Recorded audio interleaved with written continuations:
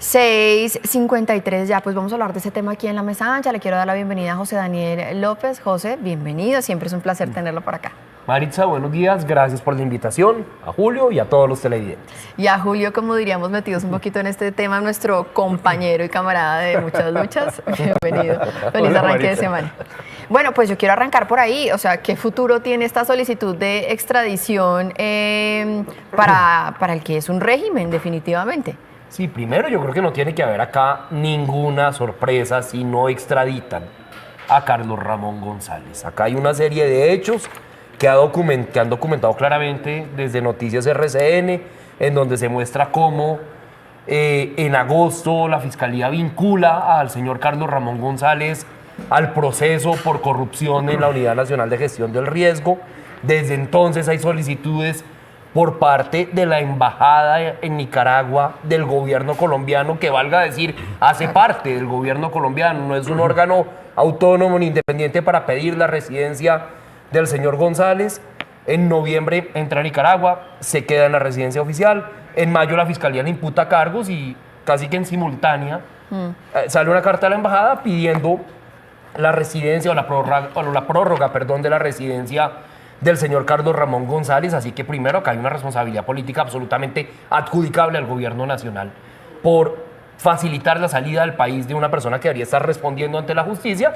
Y pues no estamos hablando de un Estado moderno, de un Estado democrático, estamos hablando de una dictadura, de un tirano que trata a su país como una finca, como es el señor Ortega ya, y pues muy seguramente esa extradición va a quedar simplemente para los archivos, para la defensa política de un sector, pero no va a ayudar a que esa persona venga a responder por sus actos. Sí, en todo caso, el presidente Gustavo Petro está insistiendo y así lo dice, el gobierno nacional no ayudó a que Carlos Ramón González obtuviera esa residencia. Esto, por supuesto, en contravía de lo que dicen los documentos, y dice que de todo esto se enteró por la prensa, pero cuesta mucho por lo que significa Carlos Ramón González para el gobierno del presidente Gustavo Petro y para la política en este país. Sí, el presidente está también intentando lavar las manos sobre la relevancia política de Carlos Ramón González en su gobierno, afirmando que es una especie de ficha política de Claudia López o del Partido Verde en su administración, pero que no hacía parte en realidad del proyecto del Pacto Histórico. Pues, si no hacía parte del proyecto del Pacto Histórico el jefe de la Inteligencia Nacional y del Departamento Administrativo de la Presidencia, entonces ¿quién? ¿No? Él se lava las manos y dice, no, este señor es un aparecido que me metieron aquí, que es la actitud irresponsable, ¿no? Esa actitud de no responder por nada y de no asumir los deberes del gobierno, pues es lo que hemos visto sistemáticamente. Lo otro es que pues es muy obvio que el gobierno envía esa solicitud de que extraditen a Carlos Ramón González a raíz de que Noticias RCN revela que el gobierno estaba ayudando a Carlos Ramón González a quedarse oculto, resguardado por una dictadura. Frente a ese escándalo, entonces sale, no, mándenos a Carlos Ramón González, una solicitud que sabemos todos, como dice José Daniel, que no va a ser efectiva porque allá no hay democracia, no hay justicia, y pues primero están los camaradas, los compañeros, que cualquier solicitud de un tribunal extranjero. Claro, es que no hay que perder de vista que cuando la embajada en Nicaragua media para que a Carlos Ramón González le entreguen la residencia, ya había comparecido a varias audiencias de manera virtual la fiscalía y ante un juez, y siempre el juez decía, vamos a ver desde dónde se conecta, es decir, ¿por qué en vez de que el gobierno nacional informe que Carlos Ramón González está en Managua, lo que hace es favorecerlo con este trámite? Pero además la influencia de Carlos Ramón, José Daniel, va más allá, digamos, del tema político. Con el presidente Gustavo Petro tienen un lazo que va de sus años en los que estaban compartiendo filas en el M-19. Sí, y eso que usted señala, Maritza, es muy importante decírselo a los televidentes. Carlos Ramón González sí es un actor muy importante dentro del Partido Verde, es uno de los fundadores, presidente durante muchos años en la política práctica colombiana. Muchos sabemos que en el Partido Verde ha mandado Carlos Ramón, pero eso no lo convierte, como dice Julio, en una especie de cuota circunstancial del Partido Verde en el gobierno. El señor González fue compañero en armas en el M-19 del presidente Petro. Ocupó dos de los cargos más importantes, más del corazón de cualquier gobierno, como es la dirección del Departamento Administrativo de la Presidencia y la dirección o la cabeza de la Dirección Nacional de Inteligencia. Entonces, en esta figura, hoy procesada por corrupción, se encuentra una jefatura histórica en el Partido Verde, pero también una identidad y una cercanía enorme, sustancial, con el actual gobierno nacional.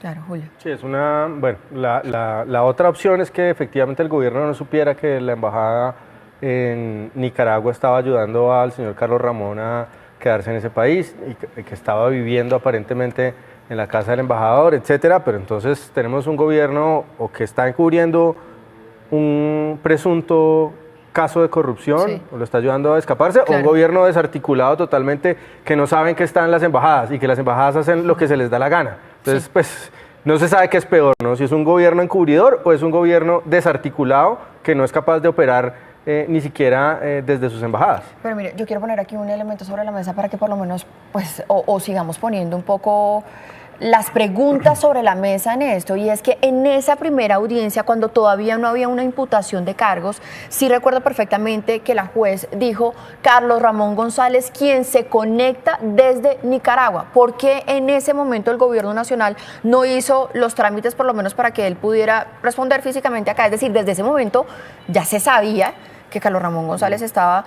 Pensábamos que esporádicamente o que estaba en una visita o en su plan, digamos, de salir del país atravesando Centroamérica, pero ya se sabía. Y lo que hizo fue todo lo contrario, tramitarle una residencia. Además, en todo esto también hay otra irregularidad, y es que, ¿qué hace la embajada tramitándole una residencia a un ciudadano normal? Se supone que le tramita residencias, pero para sus funcionarios. Sí, yo creo que, digamos, las preguntas de fondo que se hacen en Sí. este escándalo son preguntas en donde el gobierno no tiene una salida ni siquiera fácil, sino una salida lógica. Es muy difícil pensar que un embajador, una embajada, tramite una solicitud de un alto funcionario del gobierno metido en un escándalo de corrupción sin consultárselo a la Cancillería y la Cancillería a su vez a Presidencia. La probabilidad de eso es absolutamente baja. La probabilidad de que los funcionarios que tramitaron esa solicitud no estuvieran enterados del hecho público, de la vinculación de esta persona con el escándalo de corrupción, es absolutamente baja. En últimas, la cadena de probabilidades que lleva a que todo esto haya ocurrido a espaldas del gobierno nacional y sobre todo el presidente de la República, pues es prácticamente inexistente, y se pueden hacer ejercicios argumentativos para tratar de justificar cualquier cosa, pero creo que los hechos son completamente contundentes y no dejan bien parado al gobierno. Igual, como está pasando en este país, no va a pasar nada. Eso parece ser lo que va a ocurrir, y la gran pregunta que queda sobre la mesa es qué es lo que sabe Carlos Ramón, porque pues una manera de verlo es, no, acá están tratando de ayudar a un camarada que ha sido importante, que ha ayudado a financiar con dinero las campañas de los sectores progresistas, que es un histórico combatiente del M-19, o la otra hipótesis es que es muy grave lo que sabe Carlos Ramón en un caso en el que no solamente está involucrado él, que fue del DAPRE, que fue de la inteligencia, sino ministro del Interior, exministro de Hacienda, toda la junta directiva del gobierno, ¿no? Las altas cabezas del gobierno nacional están involucrados en el escándalo, en donde Carlos Ramón parece ser la pieza clave. En ese sentido, pues obviamente todas estas personas no están interesadas a que Carlos Ramón venga a declarar ante la justicia. Ese parece ser el caso. Pues en Noticias RCN seguiremos haciéndonos las preguntas alrededor de todo este caso, porque se trata también de encontrar la verdad en uno de los escándalos de corrupción más recientes y más grandes en los últimos años. Vamos a pasar a nuestro siguiente tema. Es algo que se nos sirve en materia internacional, y es esa reciente cumbre que hubo Unión Europea, gobierno de Estados Unidos y Volodymyr Zelensky, presidente de Ucrania, pero además con una expectativa que podría realmente abrir la puerta a un acuerdo de paz en esa guerra en Ucrania, y es el acuerdo, una reunión entre Zelensky y Vladimir Putin. Pero muy rápidamente yo quiero hablar también de ese cambio de tono, de esa primera imagen que tuvimos en ese encuentro entre Zelensky y Donald Trump, y esa que tuvimos ayer. Ya ayer eran amiguis, como dicen tradicionalmente, como ese cambio y ese tránsito también que ha dado Donald Trump alrededor de todo este tema. Julio, arranco con usted. Bueno, yo creo que es el producto de que se comprenda que la situación de Ucrania no va para ninguna parte, que es una guerra que está esencialmente estancada, y el gobierno de Zelensky, pues ya llevamos más de 3 años en esta confrontación, el gobierno de Zelensky lo entiende así, el gobierno de Rusia aparentemente también lo entiende de esa manera, porque los costos, digamos, en términos financieros, económicos y sobre todo humanos que ha tenido para el pueblo ruso la guerra en Ucrania han sido absolutamente brutales. Entonces, una guerra que no se va a acabar, no ocurrió lo que pensaba Putin al principio de la guerra, que esto iba a ser cuestión de semanas o meses que iban a estar caminando triunfales en Kiev, pues lleva a que las partes, así no haya sintonía o no haya química, pues no haya otra solución sino sentarse a hablar. Y lo mismo con Trump, él tiene ese estilo de negociación, de tratar de, digamos, hundir, humillar a sus contrapartes.